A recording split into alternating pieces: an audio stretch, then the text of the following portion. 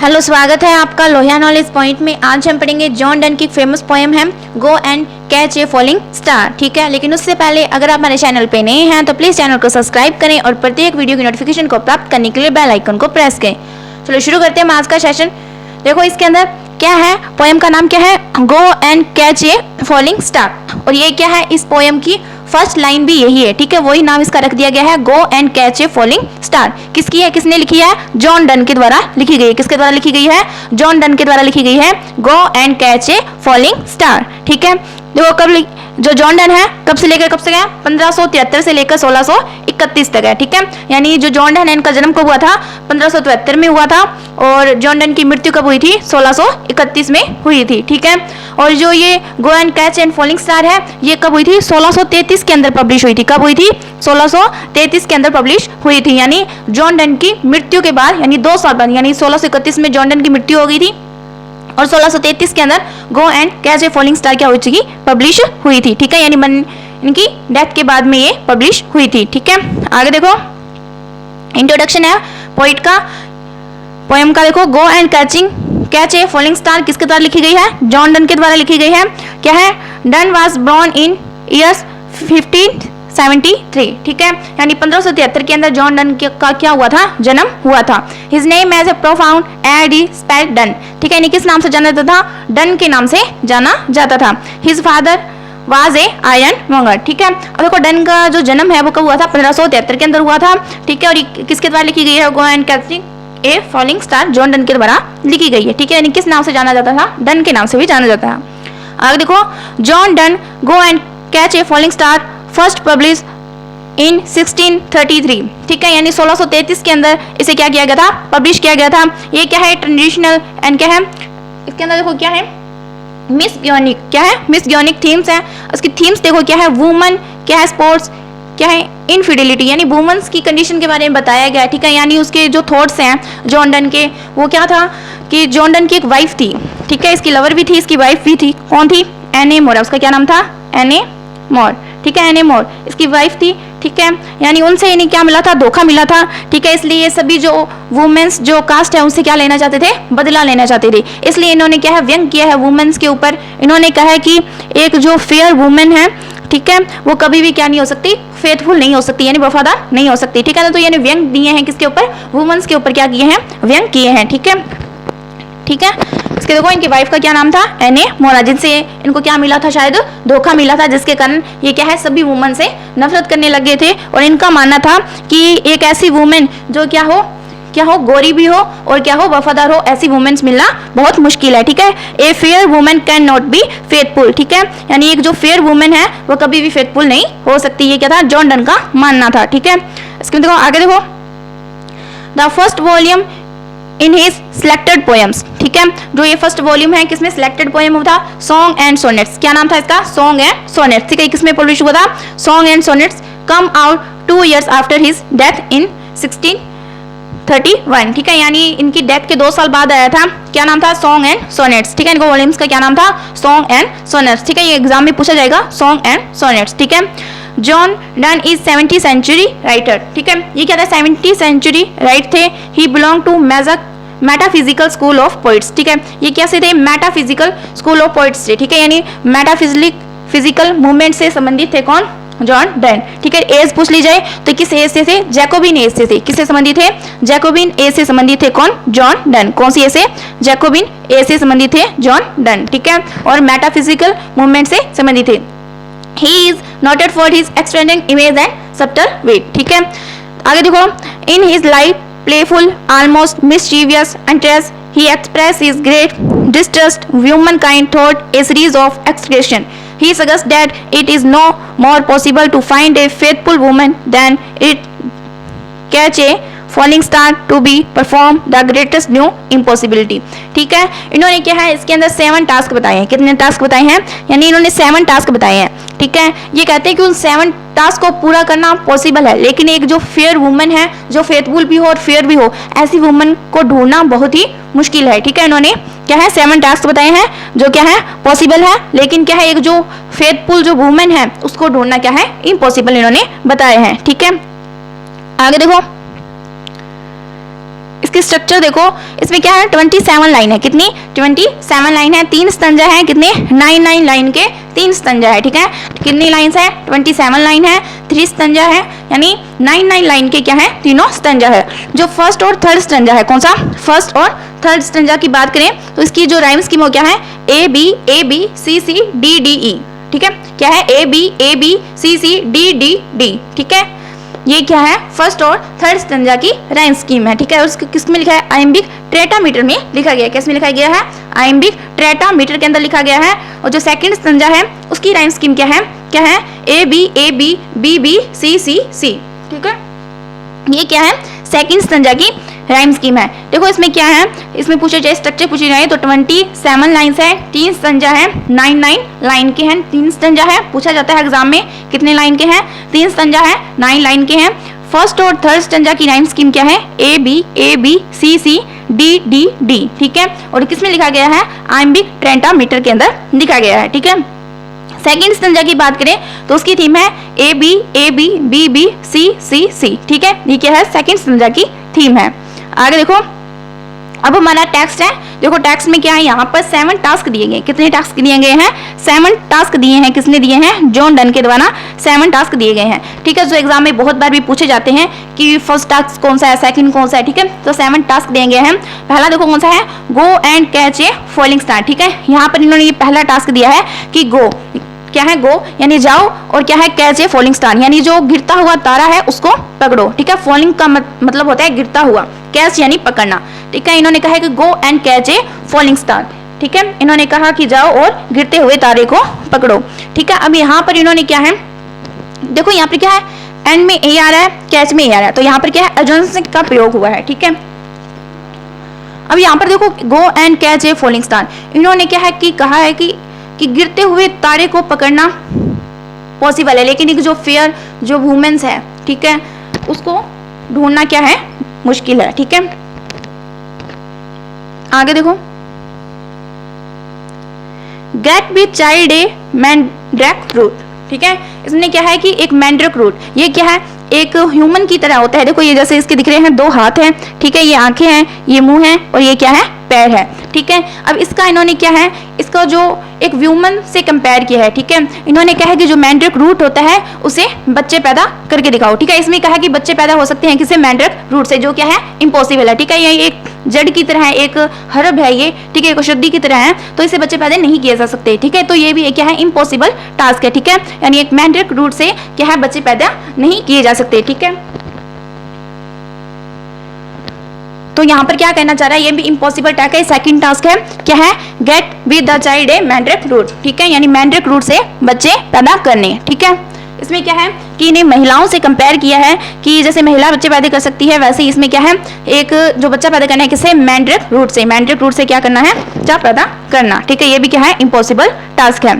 फिर आगे देखो आगे क्या कहा है tell me where the all past years, ठीक है। अब वो यहाँ पर कहता है कि टेल मी मुझे बताओ कि इतने साल जो गुजर गए हैं वो कहाँ पर गए हैं, ठीक है। यानी पास्ट ईयर्स यानी जो टाइम निकल चुका है, ठीक है। जैसे आज सुबह से हम शाम हो गई है तो हम कहते हैं ना कि पता नहीं आज सुबह से शाम हो गई है, पता नहीं दिन कहाँ निकल गया है, ठीक है। यानी कि पॉइंट कहता है कि जो पास्ट ईयर जो निकल चुका है टाइम, वो बताओ कि वो टाइम कहाँ चला गया है। तो ये भी एक इम्पॉसिबल टास्क है कि हम नहीं बता सकते कि जो हमारा पास्ट ईयर है वो कहाँ चला गया है, ठीक है। ये तो ये भी क्या है एक इम्पॉसिबल टास्क है। फिर आ गया है और who cleft the devil's foot।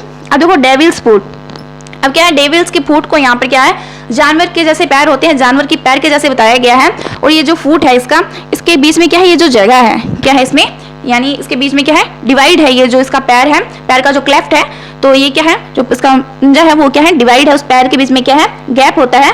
तो कह रहा है कि जो इस जो डेविल है इसके पैर के अंदर जो ये गैप है इसको डिवाइड वो किसने किया है, ठीक है। तो ये भी एक इम्पॉसिबल टास्क है कि जो डेविल होता है उसके पैर को अलग कौन कर सकता है ना। तो इसने जानवर के जैसे इसका पैर को बताया है कि बताओ मुझे बताओ कि जो डेविल्स का जो फुट है इसके जो ये क्लैफ है इसको डिवाइड किसने किया है, ठीक है। तो ये भी क्या है एक इम्पॉसिबल टास्क है। आगे देखो टीच मी टू हेयर क्या है मैन मेड सिंगिंग। तो यहाँ पर क्या है, टीच मी हेयर द मैरमेड सिंग। अब देखो ये मैरमेड क्या होती है, ये क्या होती है, आधी क्या होती है, फिश होती है, और आधी क्या होती है, ह्यूमन होती है, यानी आधी ह्यूमन आधा फिश होती है। तो ये क्या है, जो समुद्र पर जो यात्री करने वाले थे, क्या है, ये खुद से इतनी ब्यूटीफुल होती थी, सॉन्ग गाती थी, जिससे क्या है जो यात्री थे वहाँ पे जो इससे अट्रैक्ट होते थे और वो वहाँ पे आ जाती और ये उनको क्या करती थी, मार देती थी। ठीक है, तो अब कवि कह रहा है कि teach me here mermaid singing, कि कवि कहता है कि मुझे सिखाओ, कि जो मैरमेड जो सिंगिंग करती थी, जो गाना गाती थी, वो मुझे सिखाओ। तो ये तो इम्पॉसिबल है।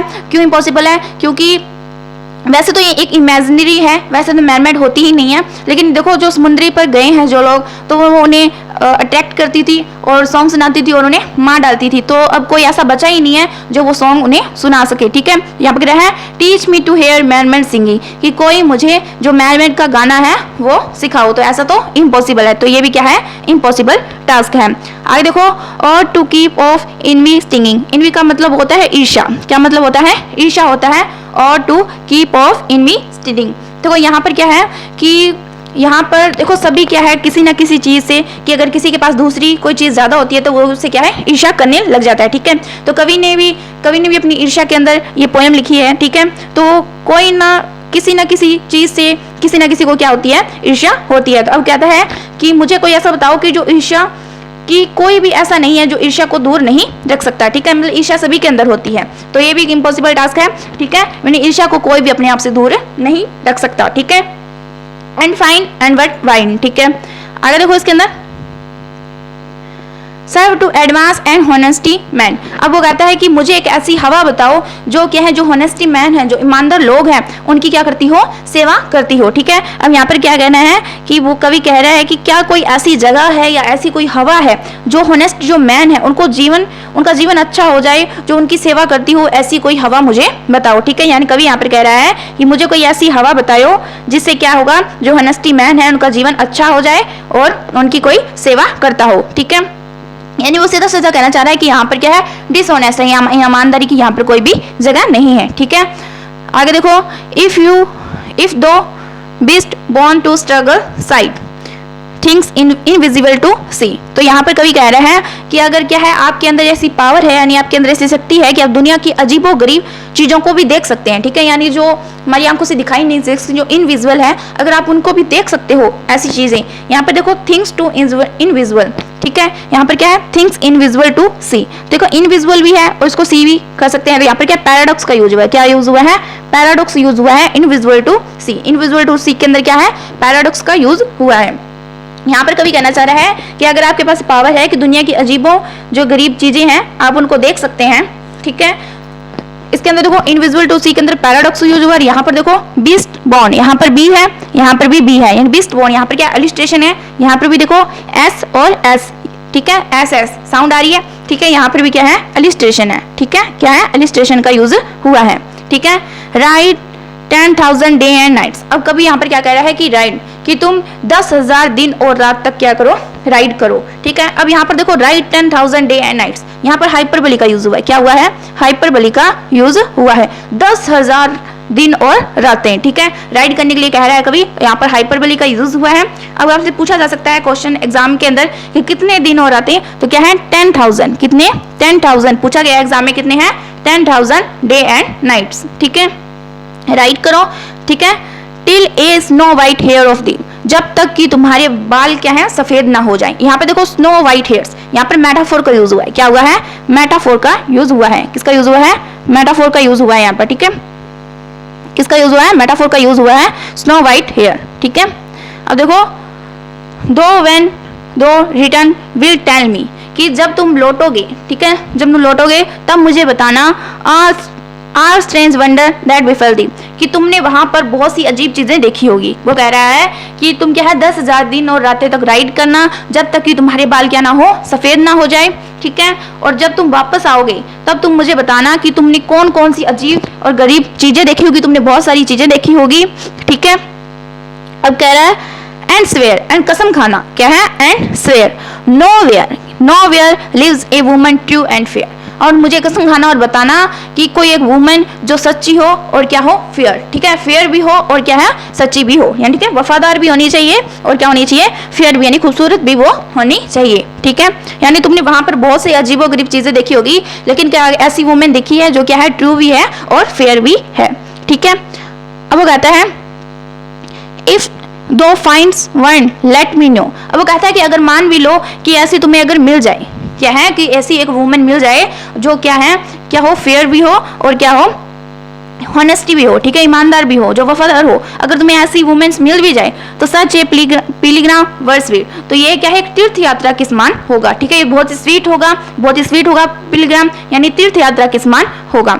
Yet do not I would not गो, ठीक है, पहले तो वो कहता है कि एक पिलिग्राम की तरह होगा, ठीक है, और वो भी क्या है, वो उसके दर्शन करने के लिए जाएगा, ठीक है। वो कभी से कहता है कि अगर तुम्हें एक ऐसी वुमेन मिल जाती है जो सच्ची है, ठीक है, और फेयर भी है, तो वो क्या होगा, एक पिलिग्राम की तरह होगा, एक तीर्थ यात्रा की तरह होगा, और वो उसकी क्या है, दर्शन करने के लिए जाएगा। लेकिन अगली लाइन में क्या कहता है, yet do not I would not गो, वो कहता है कि अगर तुम्हें ऐसे मिल भी गई तो भी मैं वहां नहीं जाऊंगा। वो कहता है क्या है, आई वुड नॉट गो, मैं वहां नहीं जाऊंगा, ठीक है। अब आगे कहता है dot and next door we might meet. अब वो कहता है कि क्या पता वो मेरे पड़ोस में ही हो, ठीक है, यानी नेक्स्ट डोर, अगले ही डोर पर मुझे मिल जाए, यानी पड़ोस के घर में रहती हो, पर फिर भी मैं नहीं जाऊंगा, मैं उसे मिलने के लिए नहीं जाऊंगा।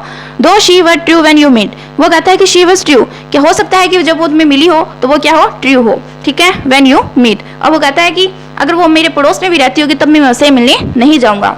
वो कहता है कि दो शी वर ट्रू, वो कहता है कि वो ट्रू होगी जब वो तुम्हें मिली होगी, मैं मान लेता हूं कि वो ट्रू होगी जब वो तुम्हें मिली होगी। And last till you write a letter yet she will be, अगर और जब तक कि तुम मुझे लेटर लिखोगे कि ऐसी मुझे एक वुमेन्स मिल गई है जो फेयर भी है, ट्रू भी है, ठीक है, तो अगर तुम जब तक मुझे ये लेटर लिखोगे कि मुझे एक ऐसी वुमेन्स मिल गई है, फॉल्स इट आई कम और टू और थ्री, कि जब तक वो क्या हो चुकी होगी, झूठी हो चुकी होगी, ठीक है, यानी झूठी हो चुकी, बेवफा हो चुकी होगी, उसने 2 या 3 लवर बना लिए होंगे, ठीक है। कवि यहाँ पर कहना चाह रहा है कि अगर तुम मुझे बता भी दो कि अगर तुम्हें मिल भी जाए कि एक किसी सच्ची वुमेन है, ठीक है, जो फेयर भी है और वफादार भी है, अगर तुम्हें मिल भी गई तो भी मैं उसे मिलने के लिए नहीं जाऊंगा, क्योंकि जब तक वो कहता है कि जब तक मैं उसे मिलने के लिए जाऊंगा, यानी मैं अपने घर से बाहर भी निकलूंगा तब भी वो क्या हो चुकी, तब तक वो क्या हो चुकी होगी, क्या हो चुकी है, बेवफा हो चुकी होगी, ठीक है। अब इसके अंदर देखो हमने 7 टास्क देखे हैं, अब देखो फिर से देखो 7 टास्क कौन कौन से हैं। देखो इसके अंदर क्या है, go and catch a falling star. अब देखो एक गिरते हुए तारे को पकड़ना क्या है, इम्पॉसिबल टास्क है, तो यहाँ पर 7 इम्पॉसिबल टास्क दिए हैं, किसने दिए हैं, कवि ने दिए हैं 7 इम्पॉसिबल टास्क, ठीक है। अब इसमें देखो गो, ये क्या है, वर्ब की फर्स्ट फॉर्म से स्टार्ट हुआ है, क्या है, वर्ब की फर्स्ट फॉर्म से स्टार्ट हुआ है, कौन सा, गो, ठीक है। तो ये क्या है, इंपेरेटिव सेंटेंस, क्या है, इंपेरेटिव सेंटेंस है क्या, गो, यानी वर्ब की फर्स्ट फॉर्म से जो सेंटेंस शुरू होता है उसको क्या बोलते हैं, इंपेरेटिव सेंटेंस। देखो go and catch a falling star, यहाँ पर कवि कह रहा है कि एक गिरते हुए जो तारा है उसको पकड़ना क्या है, इम्पॉसिबल है, यहाँ पर कवि ने क्या है, इम्पॉसिबल टास्क दिया है, ठीक है। फिर आगे क्या दिया है, आगे क्या है, get with child a mandrake root, एक मैंड्रेक रूट से क्या है, चाइल्ड बच्चा पैदा करना क्या है, इम्पॉसिबल टास्क है, तो ये भी यहाँ पर क्या है, इम्पॉसिबल टास्क है, ठीक है। क्वेश्चन पूछा जाएगा कि ये पूछा जाएगी सेकंड टास्क कौन सा है, तो get with child a mandrake root, ठीक है। आगे देखो फिर हमने पढ़ा कि tell me where are past years, वो कहता है कि जो आज के जो पास्ट ईयर्स हैं वो कहाँ बीत चुके हैं वो मुझे बताओ, तो ये भी बताना इम्पॉसिबल है। फिर है हो वो क्लेफ्ट द डेविल्स फुट, अब कहता है कि जो डेविल्स के जो फुट है उसके अंदर जो डिवाइड है उसको डिवाइड किसने किया है, तो ये भी बताना इम्पॉसिबल है कि जो डेविल्स है उसके फुट के अंदर जो डिवाइड उसको किया है वो किसने किया, ये भी इम्पॉसिबल टास्क है, ठीक है। फिर आगे बताया है teach me hear a mermaid singing, ठीक है, तो ये मैनमेंट सिंगिंग यानी जो मैनमेंट होती थी वैसे ही क्या है, इमेजिनरी है, ठीक है, इमेजिनरी मैनमेंट होती नहीं है, ठीक है। तो कहता है teach me hear a mermaid singing, वो कहता है कि जो मैनमेंट जो गाना गाती थी वो मुझे सिखाओ, तो ये भी क्या है, इम्पॉसिबल टास्क है, ठीक है, क्योंकि जो समुद्र यात्री पर जाते थे वो वापस जिंदा बच के नहीं, क्योंकि ये उन्हें मार देती थी, ठीक है, तो अब कोई बचा ही नहीं है तो उसको कौन सिंगिंग सिखाएगा, ठीक है। फिर कहते हैं और कीप ऑफ इनवी स्टिंगिंग, अब वो कहते हैं कि दूर रखो ईर्ष्या से खुद को, तो ये भी एक इम्पॉसिबल टास्क है कि कोई भी जो मनुष्य है वो अपने आप को ईर्ष्या से दूर नहीं रख सकता। एंड फाइंड व्हाट वाइन, ठीक है। अब इसके अंदर को आगे क्या है कि वो एक ऐसी वाइन की बात कर रहा है तो सर्व टू एडवांस होनेस्टी मैन, यानी एक ऐसी हवा की बात कर रहा है जो क्या करे, होनेस्ट जो मैन है जो उनको क्या करे, जो उनकी सेवा करती हो, तो यहाँ पे वो सीधा कहना चाहते हैं कि जो आज की दुनिया वो डिसऑनेस्ट है, ठीक है, यहाँ होनेस्ट की कोई जगह ही नहीं है, तो ये भी इम्पॉसिबल है, ठीक है। If you do we best to want struggle side think to invisible to see, अब यहाँ पर वो कहना चाह रहा है कि कैसा हो सकता है कि तुम जो थिंग्स इनविजुअल है, जो हमें आंखों से दिखाई नहीं देखती हो, तुम उसमें भी सक्षम हो, तुम्हारे पास ऐसी पावर है कि जो इनविजुअल जो थिंग्स है तुम उसको भी देख सकते हो। ठीक है, तुम्हारे पास ऐसी पावर है कि तुम इनविजुअल जो थिंग्स है उसको भी देख सकते हो, लेकिन तुम ऐसी जो एक वुमेन्स को नहीं ढूंढ सकते हो जो क्या हो, फेयर भी हो और ट्रूथ भी हो, वफादार हो। ठीक है, यानी जो कवि है वो यहाँ पर वुमेन्स पे व्यंग किया जा रहा है। ठीक है, यानी वो वुमेन से नफरत कर रहा है। ठीक है, इसलिए वो उस पर व्यंग कर रहा है। ठीक है, राइट 10,000 डे एंड नाइट्स, यहाँ पर हाइपरबोली का यूज हुआ है, तो वह यहाँ पर कहने कि तुम 10,000 डे एंड नाइट्स, ठीक है, जब तक तुम्हारे बाल क्या ना हो जाए, सफेद ना जाए, तब तक भी तुम राइड करोगे। ठीक है, और जब तुम रिटर्न आओगे, तुम वापस आओगे लौट कर, तुम मुझे बताना कि तुमने बहुत सारी अजीबोगरीब चीजें देखी होगी, लेकिन तुमने कसम खाना और बताना कि कोई तुम्हें ऐसी वुमेन्स मिली जो ट्रू हो और क्या हो, फेयर भी हो। ठीक है, और वो कहता है कि अब फिर अगले नेक्स्ट लाइन में कहता है, पहले तो वो कहता है कि ऐसी मिल ही नहीं सकती, फिर वो कहता है कि हो सकता है कि तुम्हें ऐसी मिल भी जाए। ठीक है, फाइन, यानी तुम ऐसे ढूंढ भी लो, लेकिन सच ए पिलिग्राम, तो वो क्या होगा, एक तीर्थ यात्रा के समान होगा और मैं उसके दर्शन के लिए जाऊंगा। ठीक है, लेकिन वो फिर थोड़ी देर बाद कहता है कि नहीं, मैं नहीं जाऊंगा। वो कहता है yet do not, I would not go, वह नहीं जाऊंगा। Thought and next door we might meet, कि वो कहते हैं चाहे वो मेरे पड़ोस में नेक्स्ट डोर में ही रहती हो, लेकिन फिर भी मैं उसे मिलने नहीं जाऊंगा। दो शी वाज ट्रू, हो सकता है कि वो जब तुम्हें मिली हो तब वो ट्रू हो, व्हेन यू मीट हर। ठीक है, and last till you write letter, कि और जब तक तुम मुझे लेटर लिखोगे और बताओगे कि मुझे एक ऐसी वुमेन्स मिल गई है जो ट्रू भी है और क्या है, और फेयर भी है। लेकिन जब तक मैं उसे मिलने के लिए पहुंचूंगा, फर्स्ट इरा आई कम 2 और 2 और 3। ठीक है, वो कहना चाहता है कि जब तक मैं उसे मिलने के लिए आऊंगा तब तक वो क्या है, 2 या 3 नंबर बना चुकी होगी। ठीक है, तो यहाँ पर पोइट की इसमें पूरी के अंदर जो जॉन डन की जो ये पोइम्स है, इसके अंदर एक ही लाइन इंपॉर्टेंट है कि a fair woman can not be faithful. ठीक है, इस लाइन का बार बार यूज किया गया है कि एक जो फेयर वुमन है, ठीक है, जो एक खूबसूरत जो महिला है, जो कैन नॉट बी, वो वफादार नहीं हो सकती, फेथफुल नहीं हो सकती, ऐसा कवि का मानना है। ठीक है, कवि ने इस पे वुमेन्स पे व्यंग किया है। उसकी वाइफ थी कौन, एने मोर। उसकी वाइफ कौन थी, एने मोर। कौन थी उसकी वाइफ, एने मोर थी। ठीक है, कौन थी, एने मोर। ठीक है, ये इसकी वाइफ थी। पूछा जा सकता है कि कवि को किससे धोखा मिला था, कौन थी इसकी वाइफ, तो एने मोर थी। ठीक है, जैसे इनको शायद धोखा मिला था, जिसके कारण ये पूरी जो वुमेन्स जाती थी उनसे बदला लेना चाहते थे, पूरे जो वुमेन्स से नफरत करते थे, इसलिए इन्होंने वुमेन्स पर क्या किया है, व्यंग किया है। और इस बार बार इस लाइन में जो मेन जो इस लाइन है इसके अंदर वो यही है कि ये जो fair women can not be faithful. ठीक है, कि ऐसा है कि जो एक सुंदर है जो महिला है वो कभी भी वफादार नहीं हो सकती। जो क्या है, जो इनविजुअल थिंग्स है वो भी तुम देख सकते हो। ठीक है, यानी go and catching falling star, गिरते हुए तारे को भी तुम पकड़ सकते हो, मैंड्रिक रूल से भी बच्चे पैदा कर सकते हो, लेकिन एक जो फेथ वुमेन है वो कैन नॉट बी, यानी एक फेयर जो वुमेन है वो कैन नॉट बी फेथफुल, वो कभी भी क्या नहीं हो सकती, फेथफुल नहीं हो सकती। कवि इसमें यही कहना चाह रहा है बार बार। ठीक है, ठीक है, इस प्रकार आज की हमारी जो पोएम्स है वो कंप्लीट हो चुकी है। ठीक है, अगर आपको वीडियो पसंद आया हो तो प्लीज़ लाइक करें, शेयर करें, कमेंट करें। Thank you.